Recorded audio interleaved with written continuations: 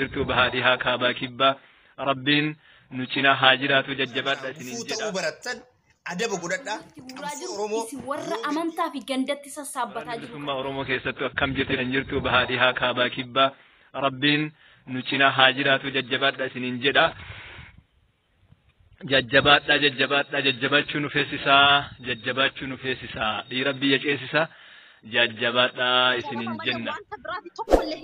Gati amantiin isaa musliima ta'eefi gati amantiin isaa akkana ta'eefi inni gati ijoollee si komaandoo kee isa qofaatu waraana keessa jiramoo yoo hin beekne deemiiti gaafadhume isa qofaa miti barka waraana keessa jiru.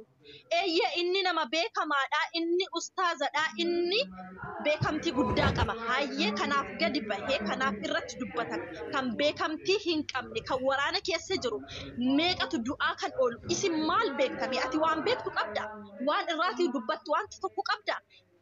Arrabsi waraana arrabsaa akka barbaadani godha gadi gaggala gashaa eenyuun gadi galgashaa eenyuun illee ol galagashaa wanti nagalchu takka illee hin jiru.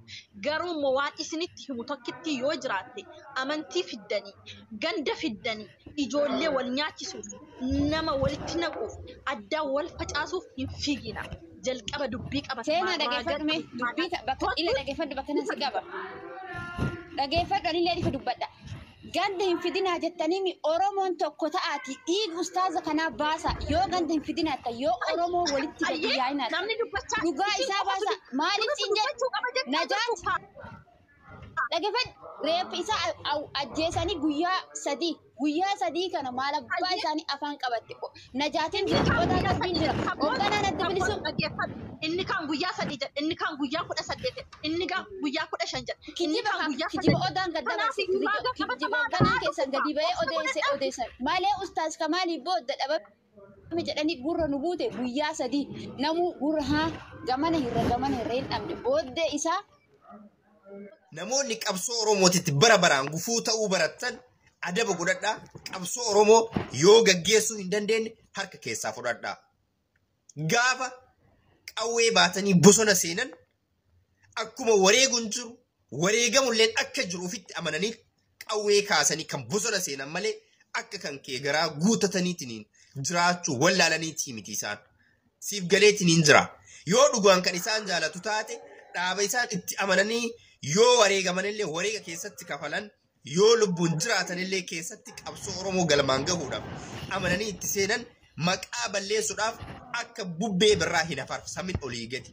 Kijibduudha wallaahi warra asirra jirtu hundisi caala warra asirraa maqaa isaaniitti yeroo ammaa olii gadi fiidu jechuudha. Kan jechuudha haqaan dhugaan isaanii haa ba'u jettanii dubbachaa jirtan dhugaan garuu kan qabsoo sabaatitti xurii faaluudhaaf olii gadi fiigaa jirtan jechuudha. YouTubii keessaniif chaanala keessan maqaa kanaan guddifachuudhaaf qabsoo isaan Oromoof Oromiyaa godhan qabsoo gandaatitti warri harkisuudhaaf deemtan dantaa dhuunfaa keessaniitiif malee dantaa namaatiif miti jechuudha. Adaba godhadhaa. Wallahi ni kijibdanii adaba godhadhaa isin. Kanaaf isaan yoo lubbuun jiraatan rabbi umrii nu haa dheeressu. Yoo wareegamanillee Oromiyaaf wareegam kafaluudhaaf gaafa duraatu qawwee fudhatanii kamanaa ba'an akkamitti qabsoo isaaniitiif kabajaa godhaa. Qabsoo isaan gaggeessaa turaniidhaaf kabajaa godhaa. Akkamitti xiqqoomallee ol fageessitanii yaadanii maal akkanatti afarsatanii gandummaadhaaf fiidan kijibdoota. Oromoof Oromiyaaf wareegaman yoo wareegamanillee ati kan wareegamuuf qophii hin ta'in asirraa hidhii xuuxadhu uf nyaadhu malee isaanii waa jechuu hin dandeettu.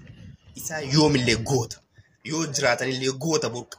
Hanga dhumaatitti aarsaatti kafalanii qabsoo Oromoo galmaan gahuudhaaf bosona jiran.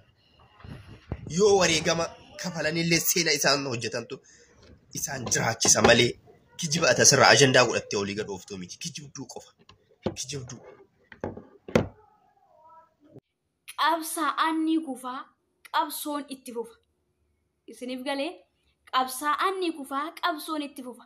Qabsaa'aan tokko gaafa manaati ba'u qawwee hidhatee meeshaa hidhatee gaafa manaa ba'u kuffisuu yookiis immoo kufuudha. Akkasumas kufee kuffisuu yookiis immoo kuffisee kufuudha malee kuffisuu qofaadhaaf namni biyyaa ba'a yookiis manaa ba'a erga ta'eeti maaliif ciifnee maaliif gadi baanee hundi keenya iyyuu kuffisnee hin gallure. Jaalli kun qabsaa'aati. Sabasaaf, biyyasaaf, lammiisaaf, amantaa osoo hin taane. Wallaggaaf miti, Shawwaadhaaf miti, Gujiidhaaf miti, Booranaaf miti, Arsiidhaaf miti, Shawwaadhaaf miti. Kan inni qabsaa'e Oromoo fi Oromiyaadhaaf qabsaa'uudhaaf fi meeshaa hidhatee mana keessaa gadi ba'e maal gochuudhaaf? Kuffisee kufuudhaaf malee kuffisuu qofaadhaaf manaa hin baane. Anaaf ati tuni garuu maaliif gara amantaatti, maaliif gara gandaatti jijjiirra? Dhugaa nama kanaa baasuu barbaanna yoo taane dhuguma taanaan jechuudha. Dhuguma nama kanaaf dhugaa sabaruu barbaadda yoo ta'e, abaa'ota hojjese yoo ta'e, waraana mootummaa tajjeese yoo ta'e, yookiis immoo kufee kuffisuutti kufe yoo ta'e, dhugaa nama kanaa baruu yoo barbaadde gara amantaatti miccirtu turte. Gara gandaatti jechuudha. Dhugaa nama kanaa owwaalaa jirtan isin eewu fakkaatanii nama kana fakkaattanii jechuudha. Maaliif namoonni gurguddooni maal jechaa jiru? Nuu obsaa jechaa jiru. Nuu obsaa, dhugaasaa finnaa, dhugaasaa isinitti himnaa jechaa jiru. Gurguddoonni jechuudha. Isaan dhaga'uu dhiisnee nuti warri gandaa, warri quufne jechuudha. Sooshaal miidiyaa irra baanee gandaatti wal arrabsina jechuudha. Ati maal argite? Inni kun abaa'ota ajjeese eeyyee ragaa of harkaa qabnaan. Inni kun immoo eessatti argiteedha? Gandatti galtee dubbittiin jechuudha. Isa kanaaree qabsoon, isa kanaaree bilisummaan. Nama kana osoo wal jaala wajjin qabsa'antu dogoggora kana raawwate yoo ta'e dogoggora guddaadha. Dubbittiin dubbii guddaadha jechuudha. Borrakkoo guddaa geessuu dandeessa jechuudha.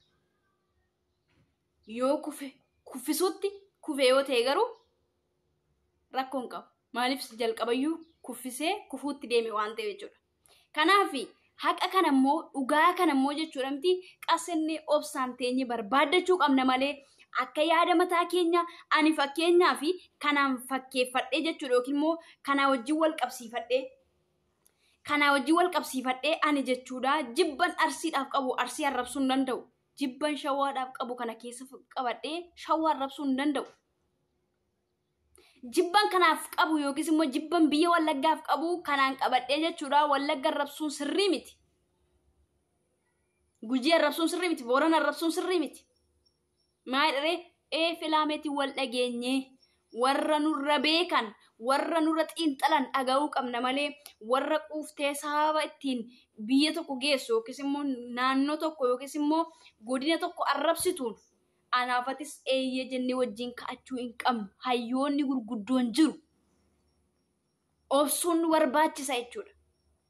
Kanaaf namoonni olola garaagaraa irratti odeessitan jechuudha dhaabbadhaa eegaa.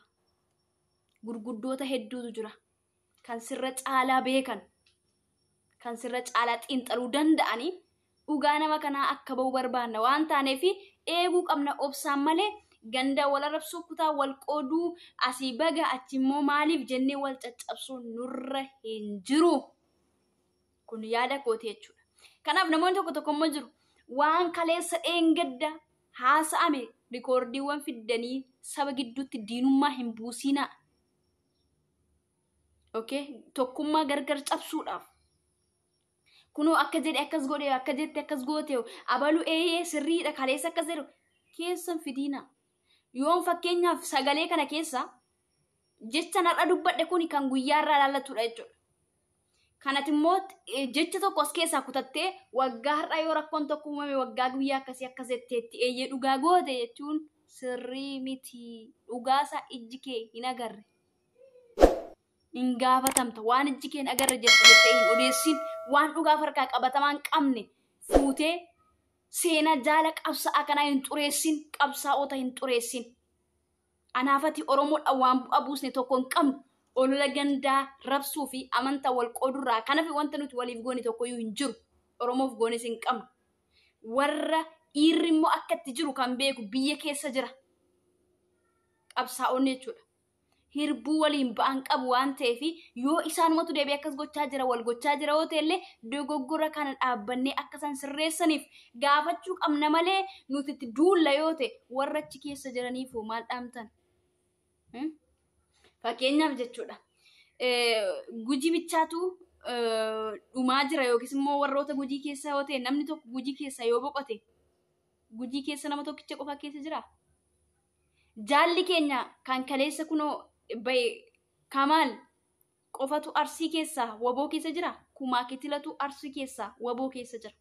Wallagga keessas immoo jaalmarroo bichaatu wallagga keessaa qabsoo keessa jira. Kumaa kitilatu jira.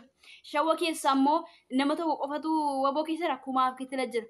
Isini nama tokko jecha kumaatama hedduu warachi keessa jiru irratti immoo rakkoo hamaa hin geessisinaa. Dubbittiin karaa nagaatiif ilaametii wal dhagaan furmaanni dhufuu dandeessi jechuudha. Kun akka yaada koo wallaalummaa kiyyatti jechuudha. Kanaafuu waan darbe kaleessa dheengaddaatiif fiddanii olola sobaa saba gidduutti hin burjaajessina. Amantaaf gandaan saba wal qooduudhaaf hin fiigina. Dabalatee waan ijji keessaa hin argine hin odeessina. Dhugaa nama kanaa awwaaluudhaaf gandatti amantaatti hirkiftanii hin fiigina. Hin sobdu. Warroonni amantaatiin qabdanis gandaan qabdanis dhugaa nama kanaa jalqaba irratti namni awwaaluudhaaf dafee biyyootti guuraa jiru isin warra amantaa fi gandatti sassaabbataa jiru kanadha jechuudha. Dhugaa walitti himna waan ta'eef jechuudha. Osoo dhuguma jechuudha. Dhugaa nama kanaa si quuqateeti gandaaf amantaatti naannestu hin zoorsi turte jechuudha warroonni harkisaa jirtan kun. Dhugaan nama kanaa nuuf ba'u jetta malee sababa ganda akkasii ta'eef sababa amantaa akkasii ta'eef hin jettu turte. Jalqaba irratti namni biyyoo itti guuraa jiru sidha. Kanaafuu yeroo ati biyyoo itti guurtu immoo inni bakkee jiru immoo dhagaarra sii kaa'uun dadhabu itti konkolaachisee bira darbisii darba jechuudha. Kanaafiyyuu osoo of qusannee dhugaa nama kanaaf immoo